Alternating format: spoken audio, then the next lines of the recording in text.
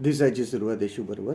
आपण बरेच प्रसिद्ध जे पुढारी असतात किंवा एखाद्या खेळाचे कोच असतात किंवा एखाद्या खेळाच्या टीमचे कॅप्टन असतात आणि ते यशस्वी होतात.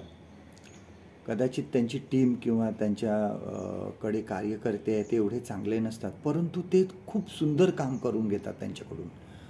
आणि काही खेळाडू जे कॅप्टन असतात किंवा कोच असतात ते खूप यशस्वी होतात.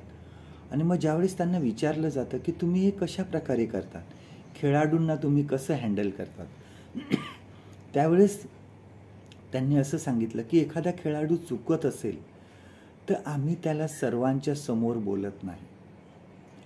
त्याला एकांतात किंवा तो एकटा असल्यावर त्याच्याबरोबर आम्ही बोलतो, त्याच्या काय चुका आहेत त्या आम्ही त्याला समजावून सांगतो आणि अशा वेळेस तो खेळाडू समजून घेऊ शकतो.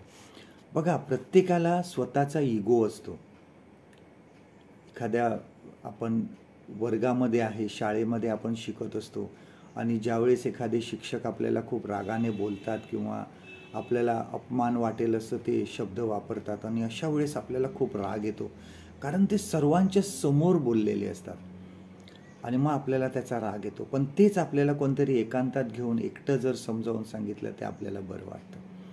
आपल्या जीवनामध्ये सुद्धा बघा, अशा बऱ्याच वेळेस अशा काही घटना घडतात की लोक आपल्याला आपल्या चुका सांगत असतात आणि जर त्या सर्वांच्या समोर आपल्याला सांगितल्या तर आपल्याला राग येतो किंवा आपण कोणाला जर त्या चुका सांगितल्या तर त्यांना तो राग येऊ शकतो.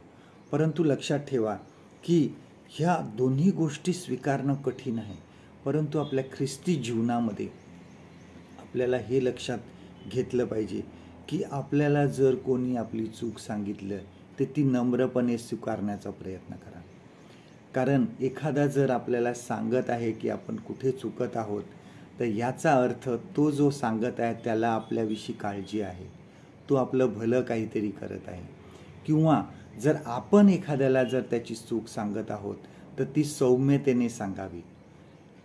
पौलांनी सुद्धा त्याच्या पत्रामध्ये लिहिलेलं आहे की एखादा जर चुकत असेल तर त्याला सौम्यतेने टाळ्यावर आणा. सौम्यतेने एक सांगण्याची पद्धत सुद्धा असते. आपल्या मंडळीमध्ये, आपल्या चर्चमध्ये, आपल्या समाजामध्ये ज्यावेळेस आपण वागतो त्यावेळेस कोणी देवाच्या विरुद्ध जात असेल, देवाच्या आज्ञांचा भंग करत असेल, अशांना आम्ही सौम्यतेने सांगणं खूप गरजेचं आहे. आपला खरा जो मित्र आहे तो हाच आहे की आपला तो जो चुका आपल्याला सांगतो आणि तो पण तुमचा अपमान करून ती कधीही तो सांगणार नाही. हा खरा मित्र असतो आपला. आणि आपल्याला ख्रिस्ताची जी शिकवण आहे ती हीच आहे. आजचं देवाचं वचन आपल्यासाठी हे आहे, नीतिसूत्र ह्याचा 27वा अध्याय आणि 5वं वचन, प्रोव्हर्ब्स चॅप्टर 27 and verse 5. झाकलेल्या प्रेमापेक्षा उघड ताडण बरे. परमेश्वर करो आजचा दिवस तुमचा आशीर्वादित करो.